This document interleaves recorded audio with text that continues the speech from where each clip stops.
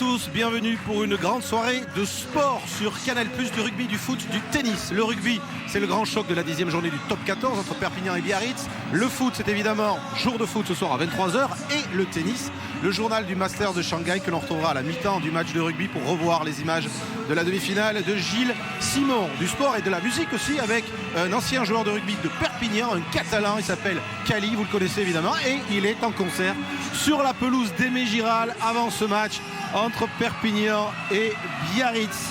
Cali qui avait joué chez les juniors de Perpignan. Alors la France, l'équipe de France a battu les îles Pacifiques, mais nous n'aurons pas un match pacifique ce soir non plus entre Biarritz et Perpignan. Philippe Sella, deux rivaux directs dans la course aux demi-finales au terme d'une semaine qui a vu un remaniement dans l'encadrement du Biarritz Olympique avec l'arrivée de Laurent Rodriguez comme directeur sportif. Vous le connaissez bien, vous avez joué avec lui. Qu'est-ce qu'il va apporter d'après vous au Biarritz Olympique? Oui, c'est vrai que je le connais bien, mais il connaît bien le Biarritz Olympique puisqu'il a entraîné pendant 6 ans avec Patrice Zalagiski. Il a été notamment champion de France en 2002.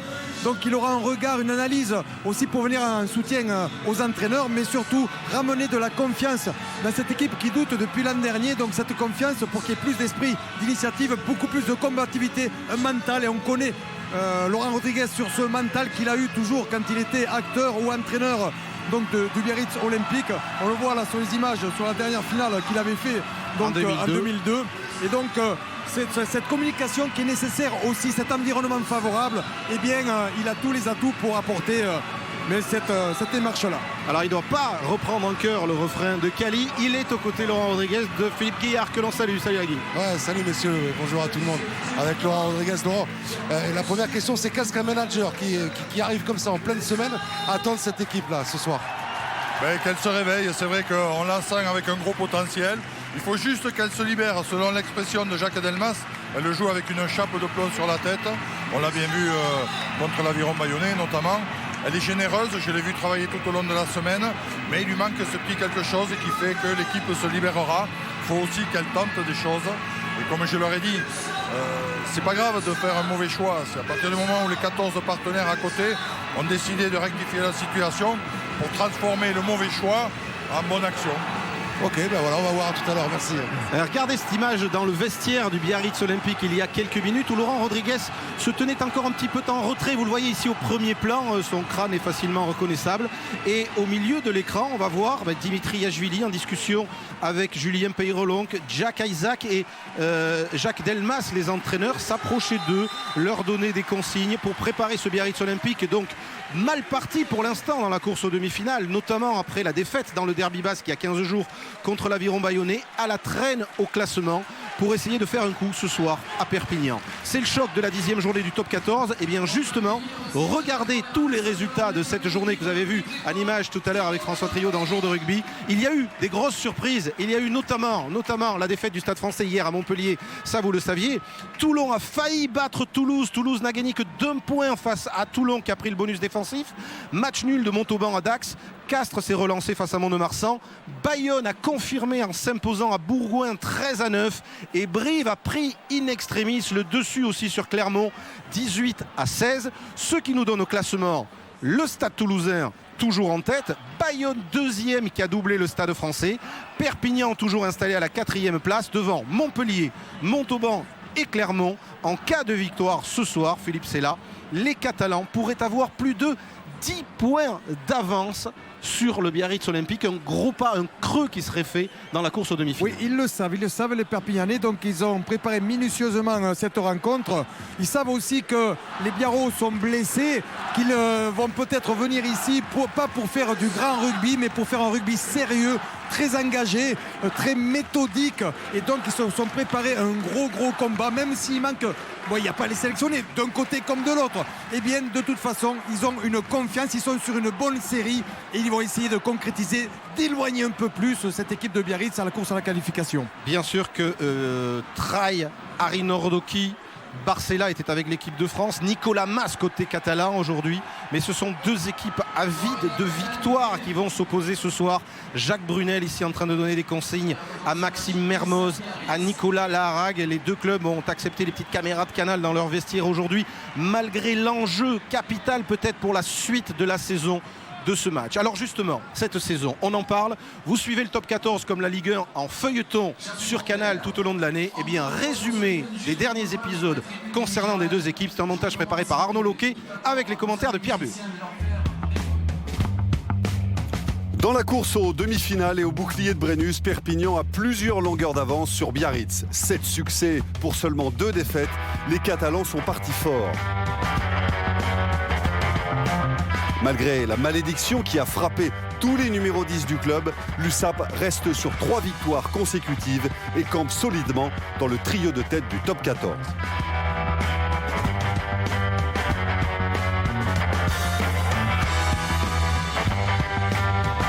Biarritz a manqué la fin du feuilleton la saison dernière.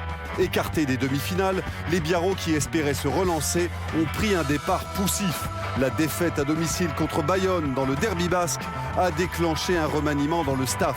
Le BO veut muscler son discours avec l'arrivée de Laurent Rodriguez comme directeur sportif. Le choc contre Perpignan sera-t-il aussi l'occasion du fameux choc psychologique? Réponse à la fin de ce nouvel épisode du Top 14.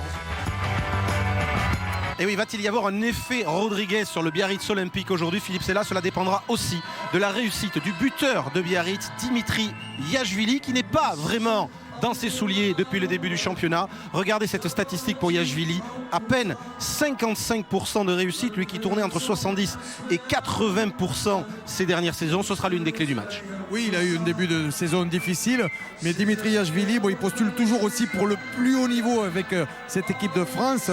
Et donc il va faire, je suis sûr, tout son possible pour retrouver ce niveau de buteur excellent qu'il a. Alors on va parler de Perpignan maintenant, Philippe Sella.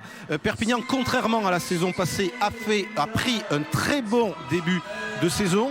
Effectif stable, peu de recrues, mais une dont on parle beaucoup, un grand espoir du rugby français. Il s'agit de Maxime Mermoz. En quelques images et quelques stats, en quelque sorte son portrait.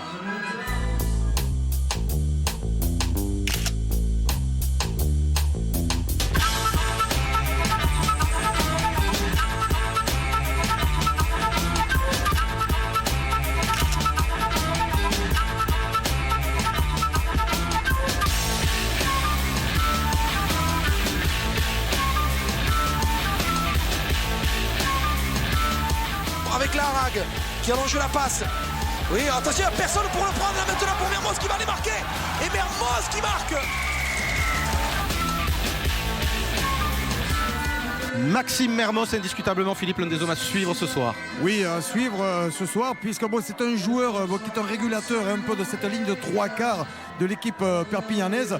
L'équipe de Perpignan qui joue en rugby soit avec les avances, soit avec les 3 quarts, qui arrive davantage à utiliser de l'alternance grâce justement à son potentiel. C'est un joueur qui a de très bons appuis, un jeu de main extraordinaire, donc beaucoup de skills qu'ils appellent en Angleterre, et un bon raffut. Donc on le verra ce soir s'il est capable toujours de rehausser son niveau et celui des 3 quarts de Perpignan. Alors justement, Philippe, voyons la composition de cette équipe de Perpignan qui est solidaire aujourd'hui de son talonneur Marius Tinku, suspendu 18 semaines par la commission de discipline de la Coupe d'Europe. Marius, on est tous avec toi sur les t-shirts de Bozzi, Guirado et Chauvet, la première ligne de l'USAP. Deuxième ligne avec Guillaume Villaseca, Olivier Olibo. Troisième ligne, capitaine Jean-Pierre Pérez, numéro 8 Damien Chouli, numéro 7 le Sud-Africain Gary Britz. La charnière de l'USAP, c'est Nicolas Durand, Nicolas Larag. Au centre, donc Maxime Mermoz, aux côtés d'un ancien solide Christophe Manas. Aux ailes, Farid Sid avec Adrien Planté. Et à l'arrière, le Sud-Africain Philippe Burger. Voilà pour la composition de cette équipe de Perpignan. Pour l'instant, troisième donc de ce top 14. La composition maintenant, alors que les joueurs catalans sont en train de revenir de l'échauffement du Biarritz Olympique, avec pilier droit le néo-zélandais, l'ancien All Black Campbell Johnston. Benoît Auguste est au talonnage, le Sud-Africain Edouard Kudze, pilier gauche avec le numéro 1. En deuxième ligne, on va retrouver le capitaine Jérôme Thion aux côtés de l'Argentin Manuel Carizza. Troisième ligne centre, Jacques Cronier, numéro 7 Mohamed Ridi, numéro 6 Samiou Vaafolo. Charnière donc Dimitri Yachvili, Julien Peyrelong. Au centre, Romain Cabane, Henri Fafili Samoan. Aux ailes, Ilikena Bolakoro, il est fidjien. Jean-Baptiste Gobelet, toujours aussi puissant. Et à l'arrière, en l'absence de Nicolas Brust, c'est Benjamin Thierry qui portera le numéro 15 dans le camp du Biarritz Olympique. Voici pour la composition, le visage concentré dans le couloir des Biarros de Jérôme Thion.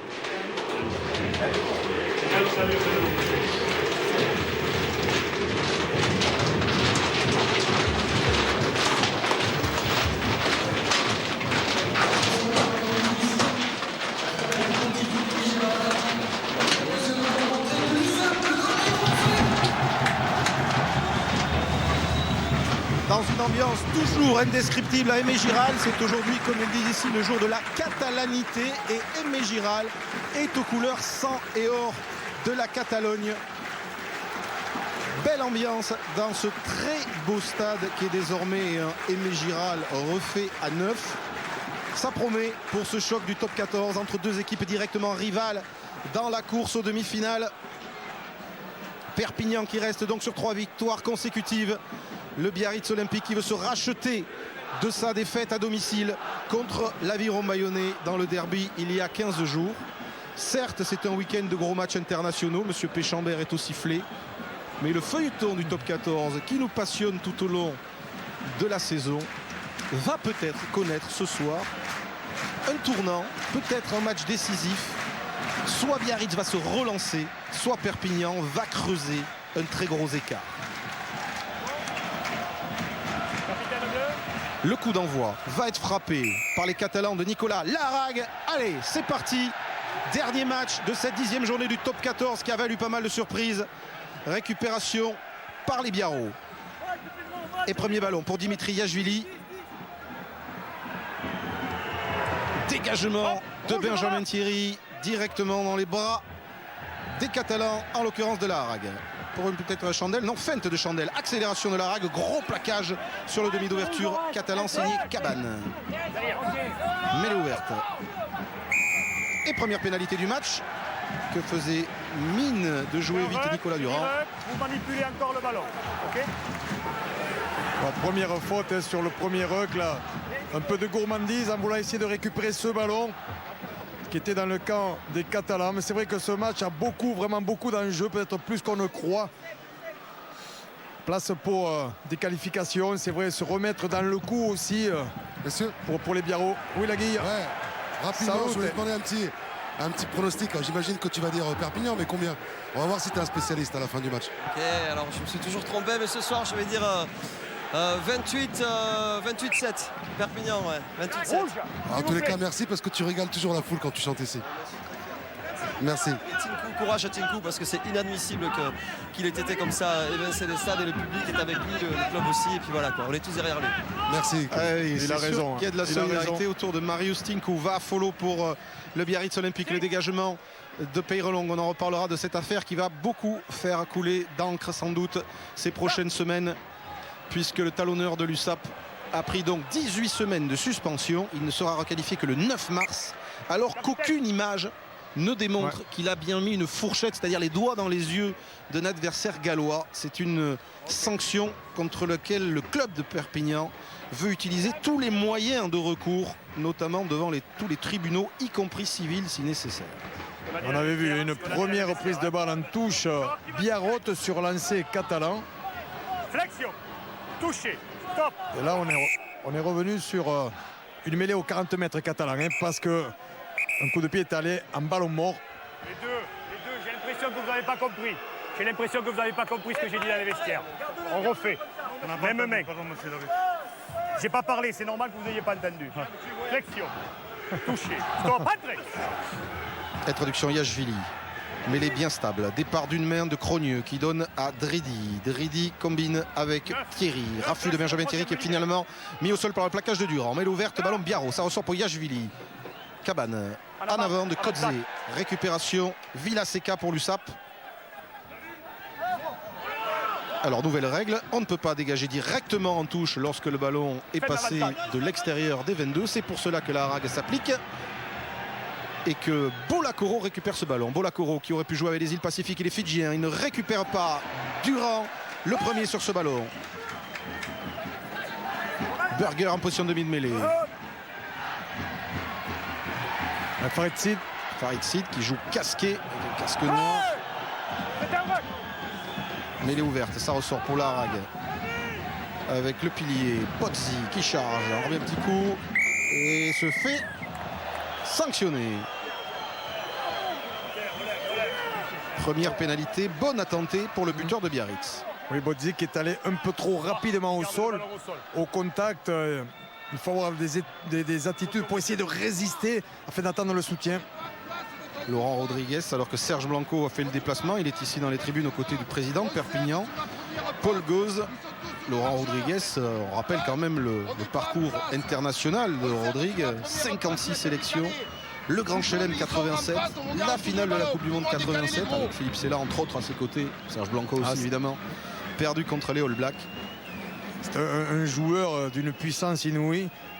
Qui était capable de rafuter 2-3 joueurs, d'avancer. On a vu des images de Picamol un petit peu comme ça le week-end dernier, mais c'est vrai que Laurent Rodriguez, et puis quand il serre la main, il fait mal aussi.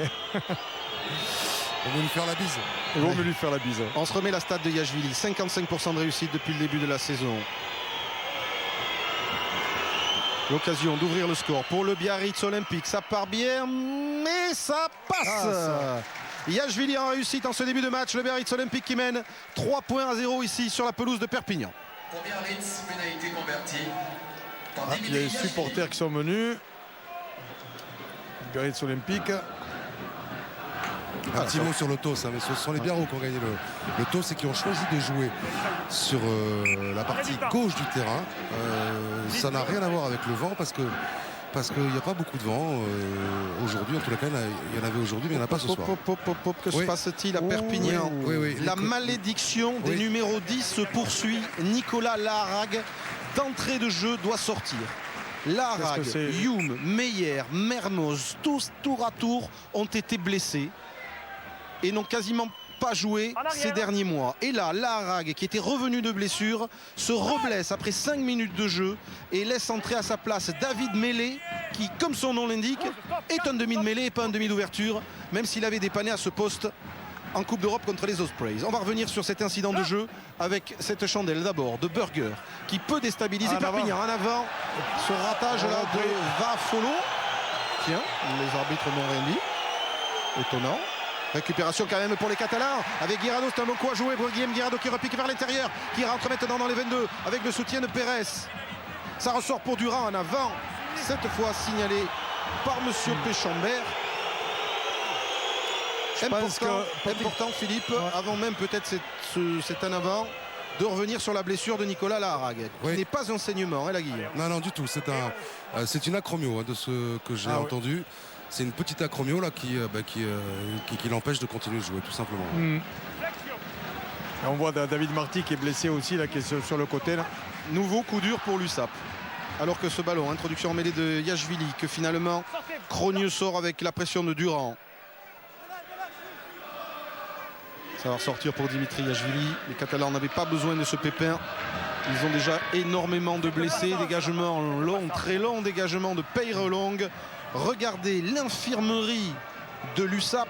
Freshwater, Le Corvec, Vivalda, Tuilagi, ce sont des avants. Marty, Grand-Claude, Cussiter, Meyer, Nolou, Youm, ce sont des trois quarts. Et il faut y rajouter maintenant Nicolas Laharague après seulement 5 minutes de jeu.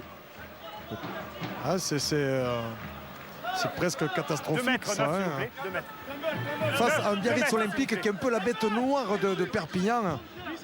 Puisque sur les dernières années, Biarritz est venu gagner par 2 fois ici à Aimé Giral.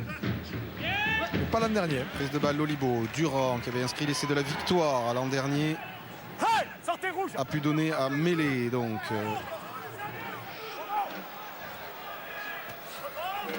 Charge stoppée de Sébastien Chauvet, le pilier gauche. Bon début de match agressif des Biarros en défense. Chandelle catalane. Dessous, il y a Benjamin Thierry qui essaye de rafuter Manas. Il est pris.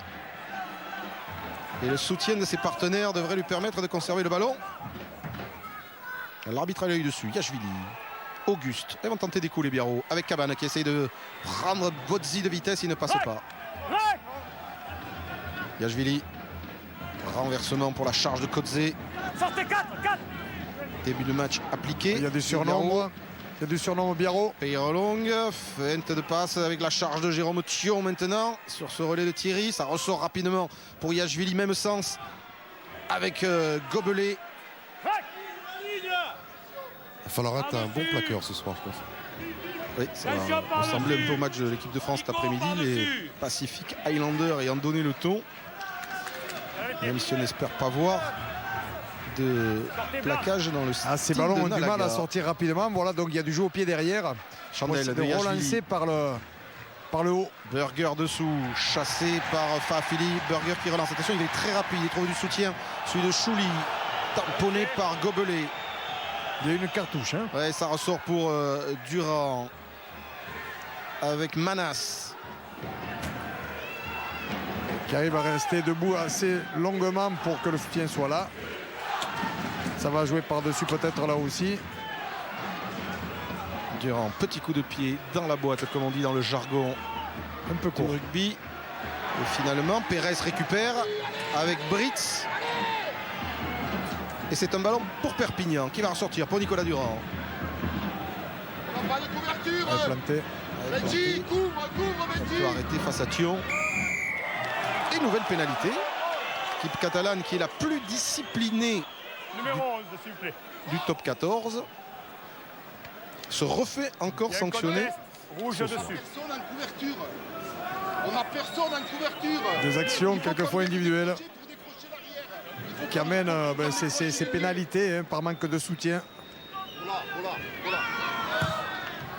Et Dimitri Yashvili qui va trouver une belle touche sur la ligne des 22 de Perpignan. Ici en gros plan, Adrien Planté, ailier gauche de l'USAP, des jeunes révélations de la saison dernière.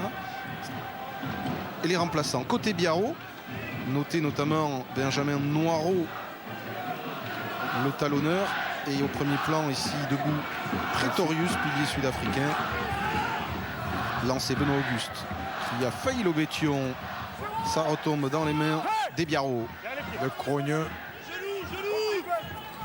Charge de Carizza. Bonne libération pour Aura. Une nouvelle charge de Kodze. Et cette fois, Là aussi, c'est ballon Biarritz qui gardé. pénalise. Ah, il y a des Non, consignes. il peut pas. Hein. Il est debout, il est au contest, comme la faute précédente contre les Bleus.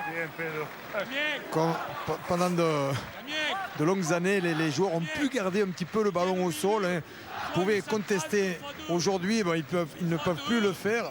Et donc, il faut qu'ils aient vraiment des attitudes pour faire en sorte de résister au plaquage, attendre le soutien tout le temps. David Mélé qui vient de trouver cette touche. David Mélé, donc. Qui est bien rentré dans le match, hein, parce que c'est pas évident comme ça. Hein, Allez, les tout de suite. remplaçants. Alors Mélé viennent rentrer. Porical est là pour les trois quarts, tout comme Candelon. Il y a des jeunes aussi comme Gély, Aligier, Ouguiri et l'ancien Biarro Tonita, le Roumain qui fait son retour aujourd'hui. David Mélé est un demi de mêlée. Il a déjà joué numéro Voilà, 10. et dépanne à l'ouverture cette année. contre les Ospreys en Coupe d'Europe avec un certain talent. Ballon perdu à l'impact Maxime par Mermos qui est arrivé les un peu tôt. Catalans. Dridi qui axe juste ce ballon pour Gobelet maintenant en position de déborder. Gobelet face à Manas. Manas rafuté, repris. Gobelet par le plaquage de Sid. Ça ressort, renversement d'attaque pour les Biarro avec Peyrelong maintenant. Longue passe pour Julien Peyrelong. Le voici. Benjamin. Non, c'est Johnston, je pense. Le pilier droit. Voilà l'un des nouveaux visages du Biarritz Olympique. Campbell Johnston, le All Black qui vient de charger. Ça ressort. Peyrelong qui attaque la ligne. Plaqué par Villaseca. Font un bon début de match, appliqué sérieux les Biarro. Passe de Yashvili, passe au pied, pas suivi. Et bon coup de pied d'occupation finalement pour obliger Burger à dégager et à dévisser. La pression reste dans le camp catalan.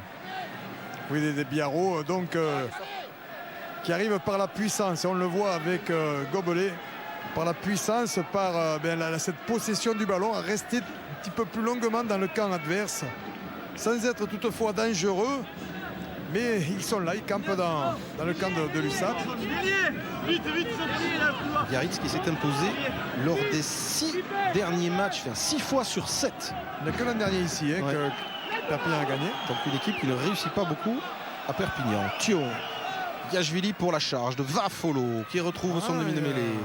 Peyrelong, Cabane maintenant. Cabane fait la Oui, il est il passé passe, pour il va Cabane. marquer. Ah non, monsieur l'arbitre a sifflé sans regarde. doute. Ouais. Un passage à vide. Alors que Romain Cabane filait à laisser. Alors vous pouvez remontrer les images. Hein. Il y a un jeu de. Oui, je pense que le trois quarts centre de Biarritz c'était un petit peu devant et qui naviguait devant et qui a permis quand même cette ouverture de trou pour Romain Cabane. Oui, il est allé à la mode du football américain. On va le voir, il continue sa course devant Romain Cabane. Et il gêne en fait Christophe Manas. Il le déséquilibre et ensuite il n'est plus dans la défense. C'est pas dans les passages à vide classiques. En fait, parce qu'il touche personne en plus. Il touche personne. En fait, il était devant. C'est un bon truc pour les spécialistes. Si, en fait, il touche quand même un petit peu Christophe Manas. Hein. Ah, il Ouais. gêne. Il le gêne, il le déséquilibre, disons. D'accord. On a vu pire, on a vu Parissé tamponné par Mortlock la semaine dernière lors de Italie-Australie. Une faute non sifflée qui a offert la victoire aux Australiens. Alors que Planté, monsieur là, Péchambert a sifflé. Pénalité contre Perpignan cette fois. Oui, et pour la même raison, il me semble. Exactement, voyons. On va revoir là. Donc un passage, un joueur qui vient à vide, qui vient percuter donc Julien Peyrelong. Et de la même manière, il le déséquilibre. Donc Peyrelong ne peut pas les défendre. C'était la vengeance sur de le- Manas. Ouais. La vengeance de Manas prise sur l'action précédente qui s'est vengée là. C'est exactement les mêmes situations de joueurs qui viennent là à vide, qu'on appelle à vide ou en option. Ils peuvent peut-être prendre le ballon ou venir faire diversion. Yachvili se sent en confiance ce soir. Il a réussi sa première tentative. Il va tenter de plus de 50 mètres. Alors, il y avait un très fort vent, tempête quasiment il y a 2 jours. Ça soufflait fort encore hier. Aujourd'hui, le vent est quasiment tombé. Et il y en a beaucoup moins qu'avant, mais Giral, depuis que le stade est fermé quasiment comme ça par les tribunes. Donc Yachvili l'attend. Moi, je pense qu'il était dans le circulation. Et là, dans ce premier quart d'heure, il n'y a pas d'équipe qui prend vraiment le dessus. Hein. Oh, elle est belle. Non, ça va passer ça de frôle. peu à côté. Elle Et était Burger tendue. qui n'aplatit pas va remonter un petit peu de terrain aussitôt pour dégager. Toujours 3-0 pour le Biarritz Olympique avec Peyrelong maintenant qui lance Kudze. Charge du pilier sud-africain qui échappe à Pérez qui passe par le sol. Un quart d'heure de jeu, 3-0 pour Biarritz ici à Aimé Giral. Passe de Yachvili, c'est une passe au pied, ça va aller directement en touche. Il a passé décroisé.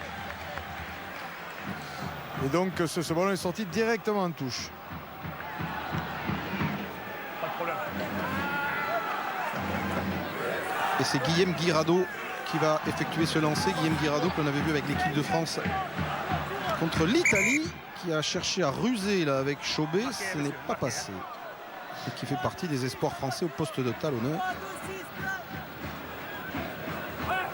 Un pur catalan de naissance et de formation et qui rate son lancer ou en tout cas ne se comprend pas avec ses sauteurs. Récupération va à follow pour Biarritz. C'est un deuxième ballon, hein, chippé là par les Biarros. Yachvili. Dridi. Et c'est Benoît Auguste qui s'est fait coincer par 2-3 Catalans. C'est un molle. Ça reste debout pour l'instant.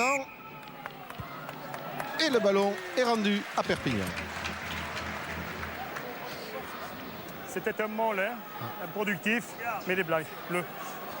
Ça va à 2. Et on voit un jeu, hein, surtout entre les marque lignes la de 10 mêlée à mètres, stop. hein, vraiment au milieu du terrain. Flexion. Il y a comme, je sais pas,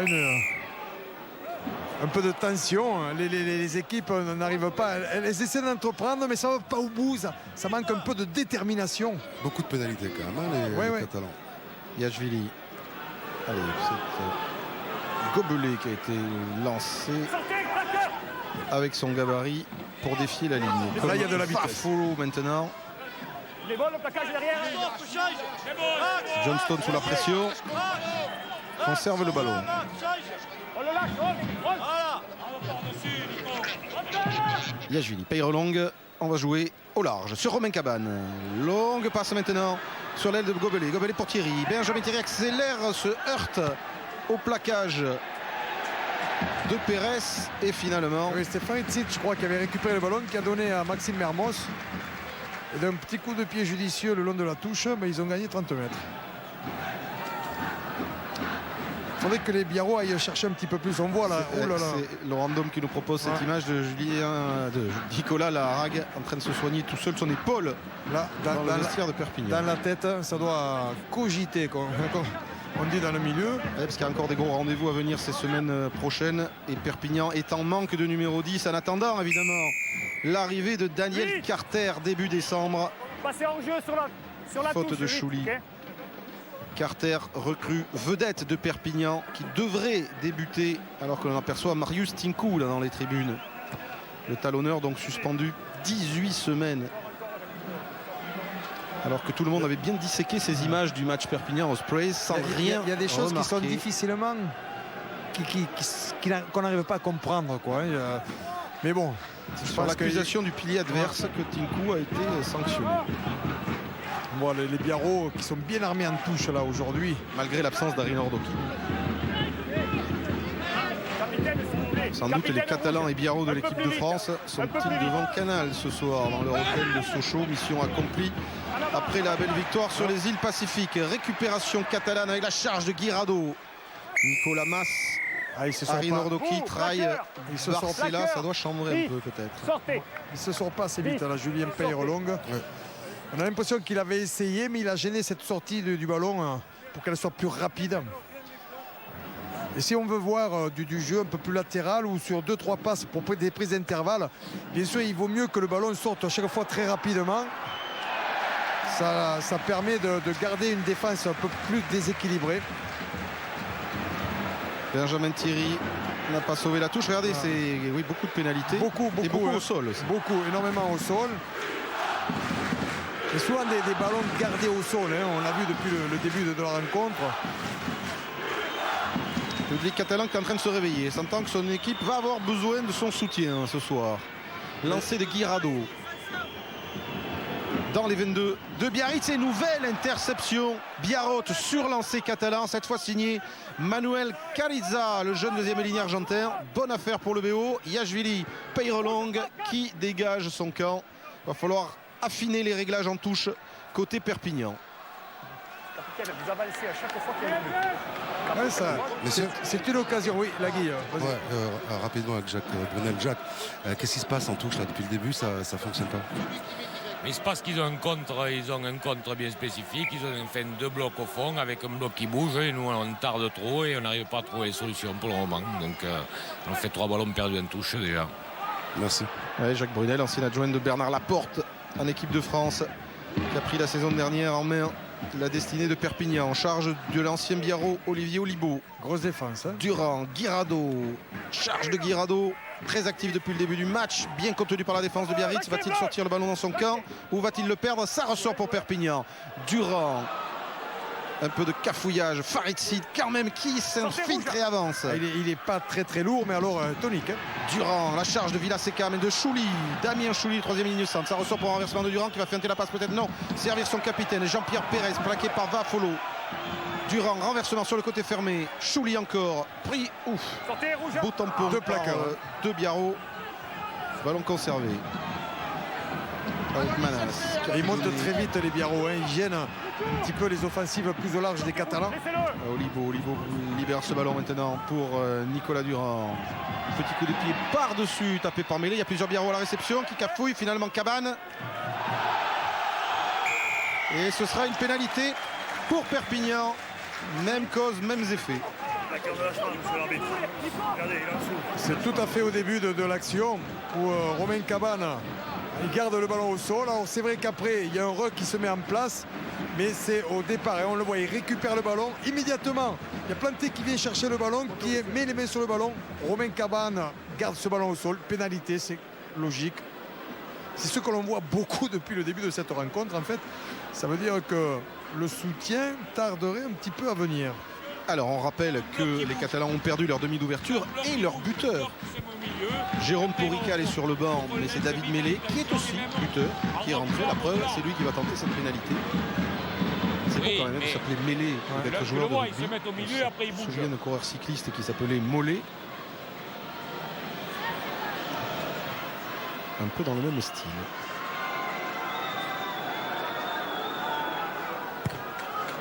Non, ça ne passera pas. On en reste à 3-0 pour un Biarritz Olympique réaliste, efficace, après 22 minutes de jeu.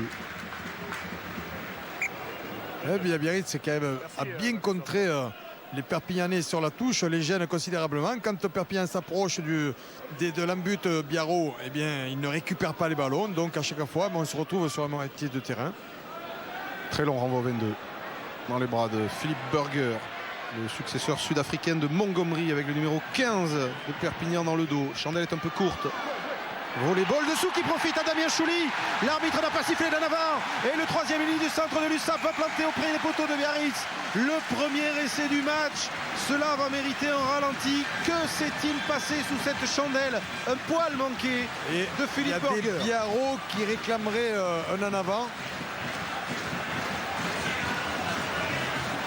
Là, il y a contestation du ballon sur la réception. Ça me rappelle un essai marqué par Elissalde avec Toulouse au Stade de France contre le Stade français il y a quelques semaines où l'arbitre avait fait appel à la vidéo. Alors le ballon rebondit, Philippe, sur la tête de Farid Sid. Sur la tête, il n'y a pas d'en avant. Et sur la tête, il n'y a pas d'en avant. Essai de Chouli.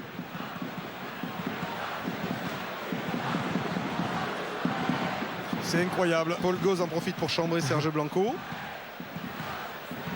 Ah, alors on parlait avec Lagui tout à l'heure des spécialistes évidemment, tous les mardis soirs à 19h40 et 22h15. La transformation de David Mélé.